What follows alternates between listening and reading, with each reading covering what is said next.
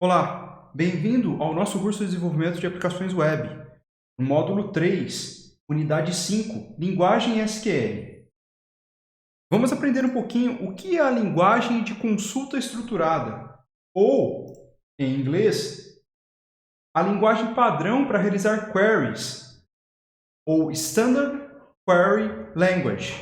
Ela é uma linguagem que serve para que possamos manipular o banco de dados, para que nós possamos recuperar informações, inserir informações, alterar informações e excluir informações.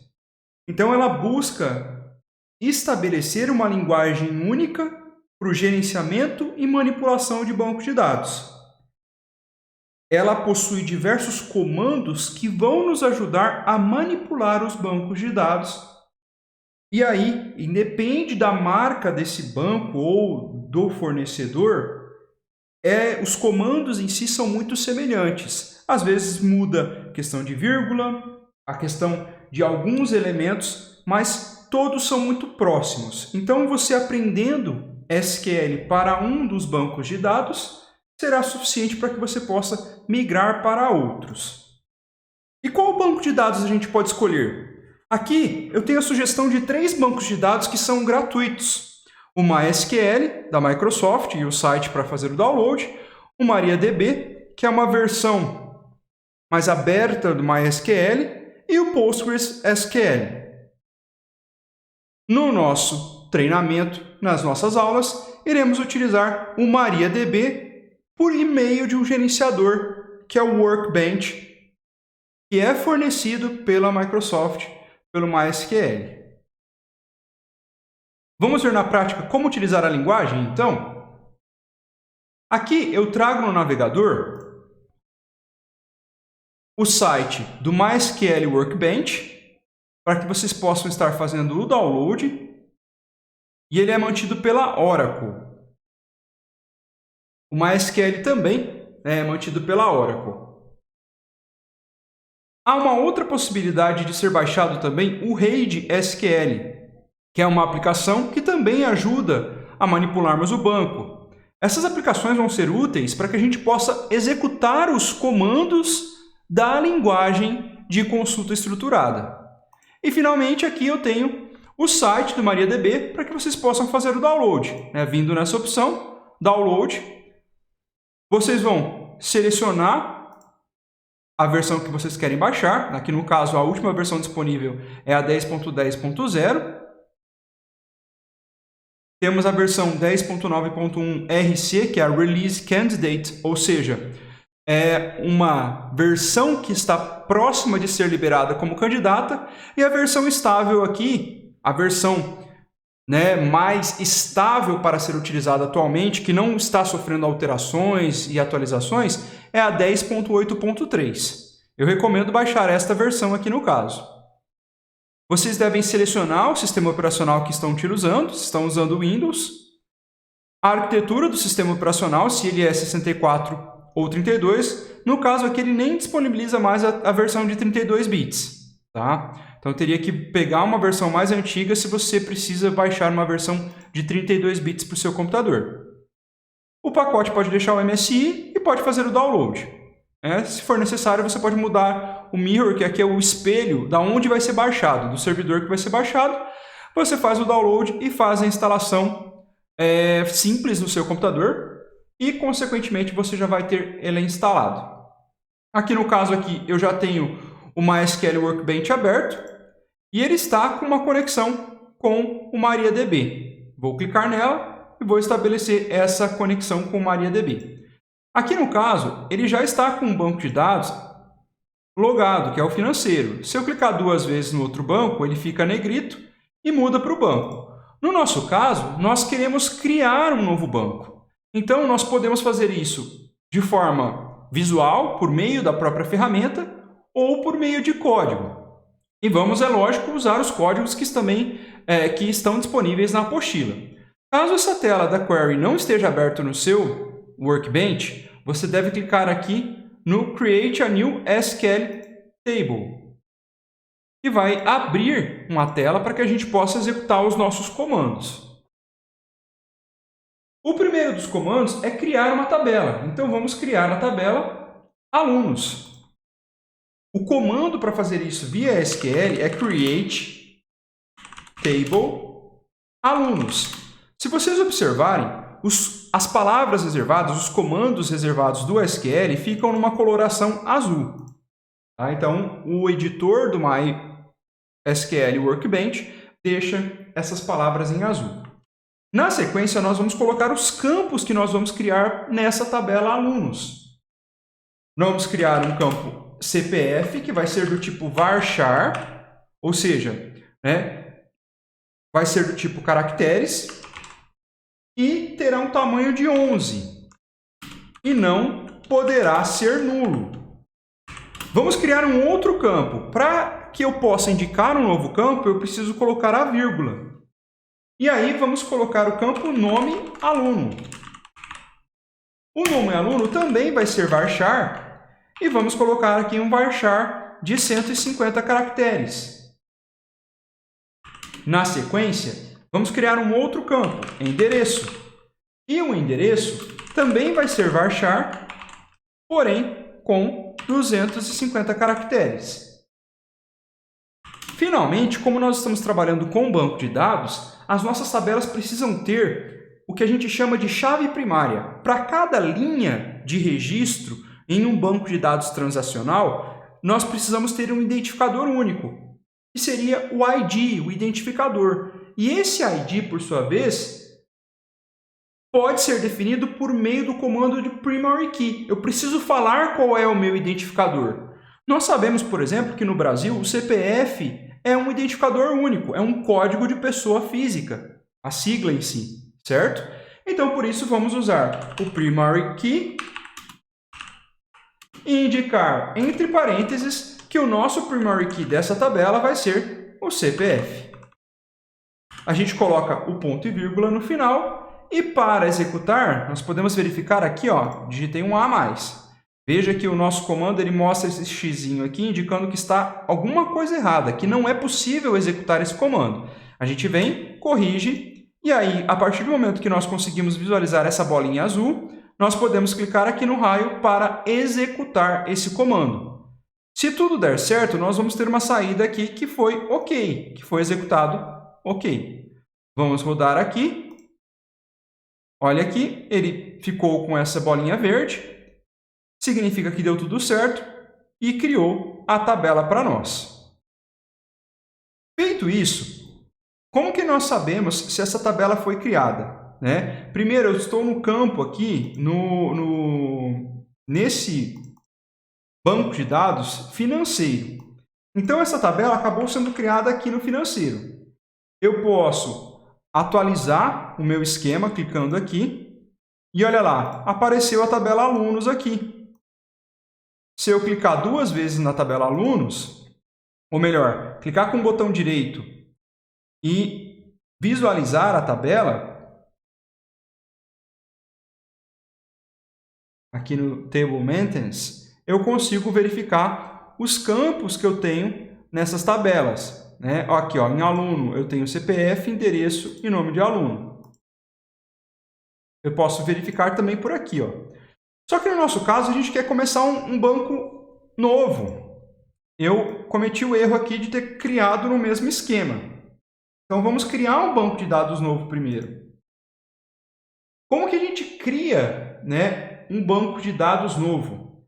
A gente pode vir aqui, eu vou remover esse comando, e aí eu vou colocar create database escola.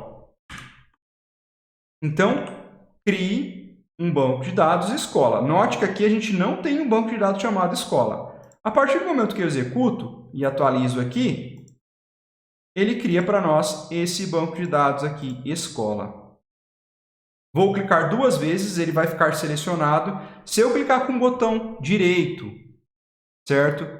E clicar aqui, por exemplo, alterar esquema, para mudar algum esquema, eu posso mudar a configuração do meu banco. Mas o recomendável é sempre deixar no UTF-8, porque essa padronização de linguagem, de caracteres, conjunto de caracteres, ela é mais ampla. Então, ela aceita caracteres de diferentes linguagens aí, diferentes línguas ao redor do Brasil. Por exemplo, ao redor do mundo, na verdade. O Brasil, né, o português do Brasil, o português de Portugal, os caracteres especiais que a gente tem, por exemplo, no alemão, caracteres especiais que a gente tem em outras línguas, como, por exemplo, o tio no N, quando nós estamos falando de espanhol. Então, esses caracteres especiais vão estar todos sendo cobertos por essa formatação aqui. Se nós clicarmos de novo no esquema aqui e clicar em Esquema Inspector, nós vamos verificar as tabelas que existem. E a gente vai perceber que não tem tabela nenhuma nesse banco, né? Se a gente clicar aqui, não aparece nenhuma. Então, vamos criar agora, depois do comando do Create Database, vamos criar a tabela alunos. Eu colei aqui o comando, porque eu tinha copiado. Vamos executar. Vou clicar aqui em atualizar. E agora sim, se a gente atualizar aqui o esquema da escola, vou fechar aqui, a gente tem que abrir de novo. Vou clicar com o botão direito na escola. E aí vou no esquema Inspector. Ele vai vir aqui em tabelas e vai mostrar para nós a tabela alunos. Se eu vier aqui em columns, eu consigo ver as colunas. Aluno CPF, e ele é do tipo, né, ela vai ser a nossa chave primária, o endereço e o nome aluno. Eu posso também clicar aqui na tabela e clicar em Tabela Inspector. E aí eu consigo verificar os índices, ele mostra para mim que a primary key é o CPF. Olha que a gente tem aqui primary, então CPF é a minha chave primária. E mostra as colunas, varchar 150, 250. Então, feita a nossa tabela, agora nós podemos inserir informações. Então, nós executamos dois comandos aqui, para recapitular. Nós executamos o comando create database escola, e aqui, escrever em maiúsculo ou minúsculo, tanto faz, tá? Essas palavras estão em azul porque são palavras reservadas do SQL. No nosso caso, a gente está usando MariaDB. Então, ele está aqui. Nessa primeira linha, a gente tem o comando para criar o banco de dados e depois a gente executou o comando para criar a tabela. Agora que a gente criou a tabela, a gente quer inserir informações. Eu vou deixar aqui comentado, tá? Eu vou comentar essas duas linhas para a gente acrescentando os comandos que a gente for executar aqui, tá? Então, o próximo comando que nós vamos utilizar vai ser a inserção de alunos. Vamos inserir alguns alunos na tabela alunos que a gente tem ali.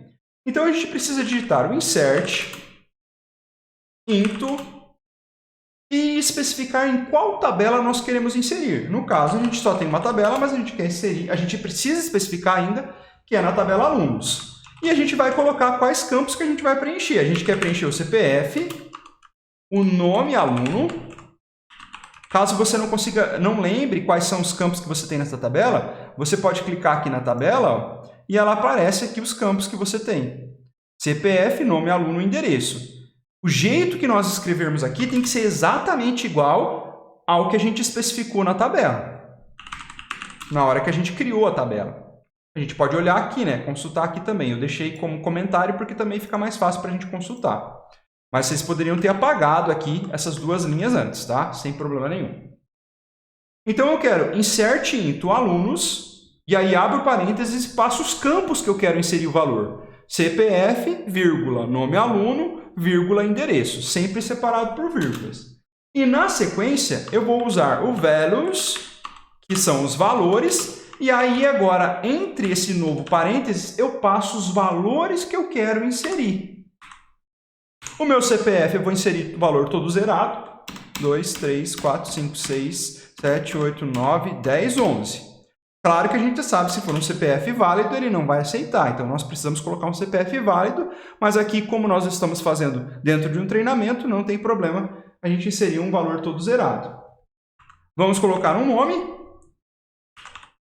João das Neves, e o endereço do João, que no caso vai ser o Westeros 123 6 Patrulha da Noite.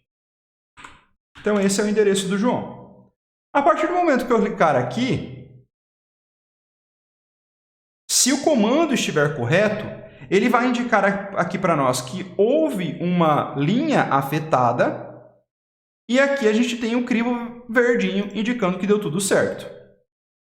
Agora, eu vou pegar e vou colocar essa linha também no comentário. E agora a gente vai verificar se esse registro foi de fato para o banco. A gente fez uma inserção, tá? Isso daqui foi uma inserção. Agora a gente vai fazer uma busca, um select. E aí o select eu posso especificar algo que eu queira buscar ou eu posso deixar ele genérico. Então vamos fazer primeiro um select genérico aqui. Select asterisco from alunos. Quando eu coloco um asterisco aqui, significa que eu quero que busque tudo o que eu tenho dentro da tabela alunos. Se eu clicar em executar, ele trouxe aqui para nós 000, CPF, João das Neves e o endereço.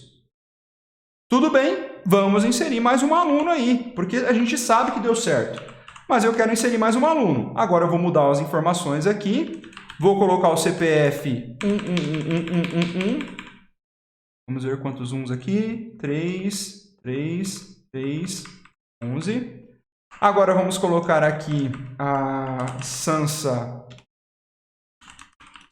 Stark, Westeros, e ela mora no 400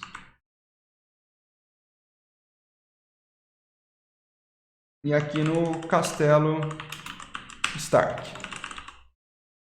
Vou executar. Para eu executar só essa linha, eu preciso selecionar ela, porque aqui eu tenho um select também. Seleciono, clico em executar, ele vem e faz a execução, mostra que se deu tudo certo, significa que deu.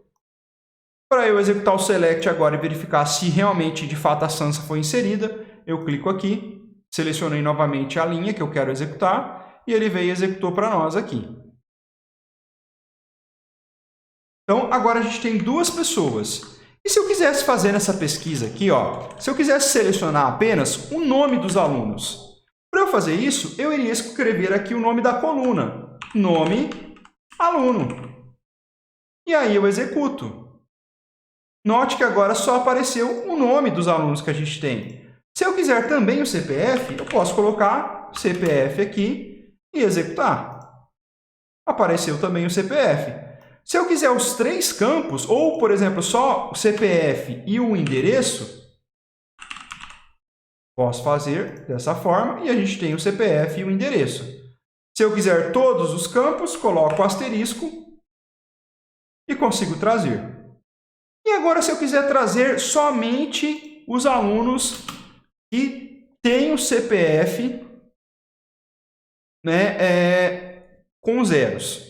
Então, somente o João das Neves aqui, tá? O que eu posso fazer? Eu venho aqui, digito select asterisco from alunos, where, que é uma cláusula para restringir os valores que eu vou buscar. E aí eu coloco o CPF igual a esse valor aqui. Se eu executar, ele trouxe para nós o João das Neves. Se eu colocasse, por exemplo, um 2 aqui, a gente sabe que não tem ninguém, não tem nenhum aluno com esse CPF registrado.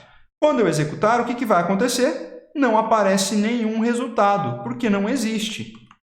Se eu digitasse aqui 1, 2, 3, 4, 5, 6, 7, 8, 9, 10, 11 e executasse, olha lá, ele trouxe para mim a Sansa. Por quê? Porque eu delimitei a um valor.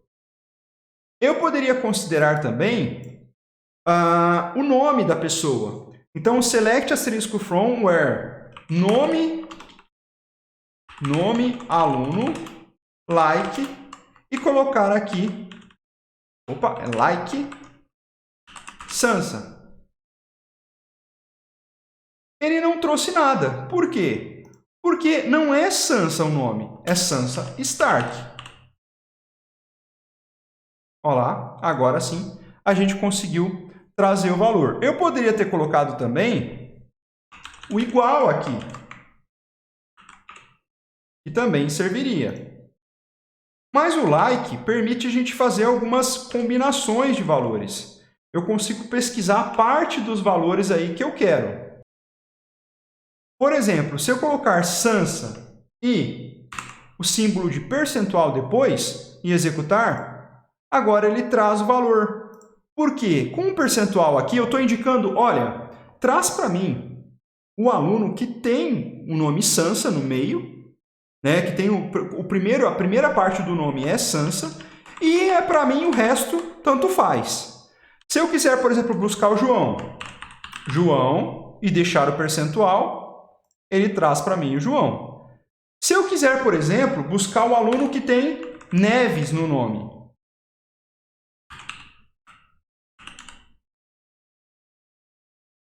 olha o que eu fiz. Eu coloquei o percentual antes e coloquei o percentual depois. E se eu quisesse procurar alguém que tem o nome com final Stark? Vou executar. Ele trouxe para mim a Sansa. É a mesma coisa se eu quisesse, por exemplo, pesquisar o endereço. E falasse que eu quero buscar, por exemplo, aqueles que têm o número 1, 2, 3, 6 no meio do endereço. Ele trouxe para mim. Como que eu sei que eu estou buscando, né, o like aqui, o endereço, no meio? Porque eu coloquei o percentual tanto no começo quanto no fim. Se eu tirasse o percentual do fim e mandasse executar, ele não ia trazer nenhum valor. Por quê? Porque está no meio do meu endereço. Se eu quisesse, por exemplo, procurar, né, aqueles que moram, vamos colocar em Westeros. Como Westeros é a primeira palavra que a gente digitou no endereço das pessoas aqui, dos alunos inseridos, a gente tem que deixar no começo e sem colocar o percentual antes. E aí a gente coloca o percentual no final. Executando, a gente vai ter os dois resultados, porque os dois alunos moram em Westeros. Então, a gente fez um insert, a gente fez um select, e agora a gente pode fazer um update, uma alteração no nosso registro. E agora sim a gente vai entender o porquê que a gente precisa de uma chave primária, por que a gente precisa especificar um identificador único para a pessoa que a gente quer fazer a alteração, tá? Por exemplo, se eu quiser alterar apenas o João das Neves, o endereço dele, primeiro, eu recomendo que a gente comece fazendo um select, para trazer somente o João nesse select. Então, eu venho aqui, apago e quero que o CPF seja igual a esse número, que é o CPF do João. Eu vou executar, olha lá, ele só trouxe o João para mim. Então, o meu select está correto. Agora, vamos fazer uma coisa. Vamos alterar esse endereço. Ao invés de ser esse endereço aqui, vamos mudar o número de 1, 2, 3, 6 para 404, diferente do da Sansa, tá? Como que a gente faz isso? A gente vai usar um outro comando aqui. Vou deixar o select aqui agora comentado. A gente sabe que ele funciona, a gente vai pegar parte dele para nos ajudar a criar esse novo comando, que é o update. Update alunos 7, né? Configure, altere o endereço para esse que eu vou colocar aqui. Vamos mudar o número aqui, vou colocar 404.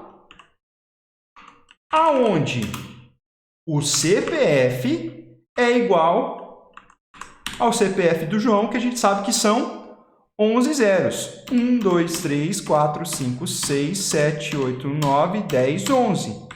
Ponto e vírgula. Então, eu estou falando aqui, ó, atualize a tabela alunos, configure, né, um endereço como este daqui, para o aluno, né, onde o CPF seja igual a 0000. Aqui eu poderia colocar alguma outra especificação. Eu poderia colocar, por exemplo, o nome, né, onde a pessoa tem o nome igual a João das Neves. Só que o comum é geralmente a gente usar o ID. Se eu clicar em executar, aqui mostrou que uma row foi afetada. Uma foi modificada, né? E sem nenhum aviso. Agora, o que a gente faz para verificar se houve essa alteração? Eu posso simplesmente executar esse select aqui, que era do João.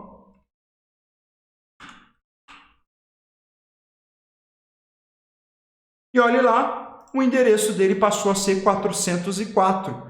E aí, a primeira vez que a gente registrou, olha, aqui lá no nosso comentário, ó, era 1236. Então, assim, eu consigo alterar informações. Eu posso também alterar o nome da pessoa.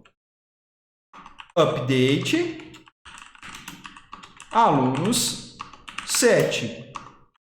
Nome aluno igual João das Neves Targaryen. Acho que aqui é ele. Não tenho certeza. Esqueci o nome do personagem do livro. Targaryen. Onde eu preciso passar uma chave, eu preciso passar um identificador. E eu vou usar novamente o CPF. 3, 6, 9, 11. Vamos executar só essa linha. Foi executado aqui. Vamos agora fazer o select e verificar se o nome do João mudou. Está lá, João das Neves Targaryen, Westeros 404, para Patrulha da Noite. Então, nós fizemos a alteração. Se eu fizer um select aqui geral, select asterisco from, alunos, a nossa Sansa lá continua, sem nenhuma mudança, mas o João das Neves agora está com um novo nome. E isso é uma base de dados. Os bancos de dados armazenam essas informações para nós em tabelas. Então, por exemplo, o conceito de mineração de dados é juntar informações de várias tabelas e trazer informações úteis para a tomada de negócios nas empresas, por exemplo.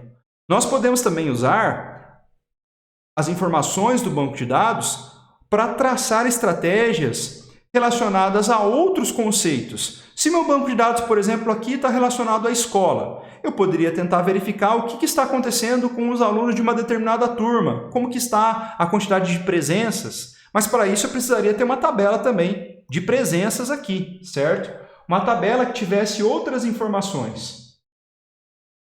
Finalmente, vamos excluir um aluno. Vamos fazer a exclusão, eliminar um aluno. Como que eu excluo o João aqui no caso? A gente precisa tomar muito cuidado com o comando de delete e update, porque se eu fizer um update sem o where, sem essa cláusula where aqui, nós vamos atualizar todas as informações. Isso pode ser prejudicial para o nosso banco. Pode ser que a gente queria só alterar uma pessoa.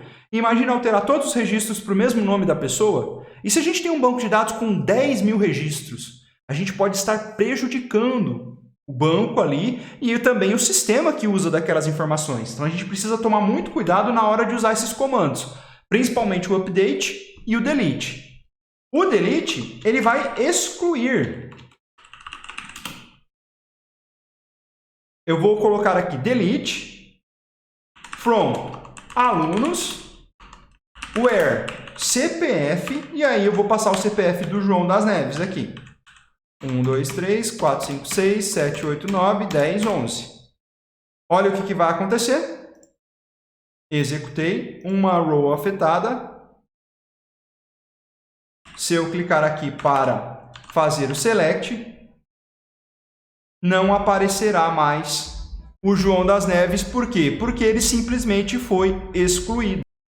O João das Neves foi excluído no nosso banco. Eu posso também, se eu quiser excluir a Sansa, digamos que eu quisesse excluir todas as pessoas que estivessem no banco, eu poderia remover esse where aqui e falar delete from alunos.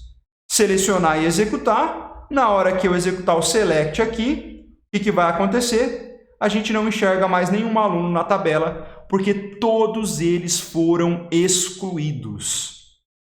Então, aqui a gente treinou os comandos básicos SQL. A gente criou uma tabela, a gente criou um banco de dados primeiro, depois nós criamos uma tabela nesse banco de dados, inserimos dois valores, 2 alunos aí, Fizemos a seleção desses alunos e depois filtramos com o where, com a cláusula where, usando o CPF. Nós também usamos o like, certo? Like, e aí colocamos o percentual ou no começo ou no fim, conforme a gente queria fazer a busca. Utilizamos o update para atualizar um registro, usando também a cláusula where, que é muito importante, nós precisamos usar a cláusula where. Nós fizemos um select depois para verificar se as alterações foram salvas. E, por último, apagamos todos os alunos que a gente tem. A gente apagou também um aluno primeiro, né, passando o CPF. Então, basicamente, esses são os conceitos aí básicos, bem elementares de banco de dados. E eu recomendo que vocês consultem o material. Além disso, eu deixo um material de apoio, que é esse site aqui é incrível, além de ter o material também de apoio de JavaScript, de HTML, de folha de estilos em cascata, ele também traz conceitos do SQL. Então, diretamente nesse link, no www.w3schools.com/SQL, você vai ter tutoriais dos comandos da linguagem de consulta estruturada aí para manipular banco de dados. É isso. Agradeço a atenção e por nos ter acompanhado até agora e vejo vocês numa próxima aula.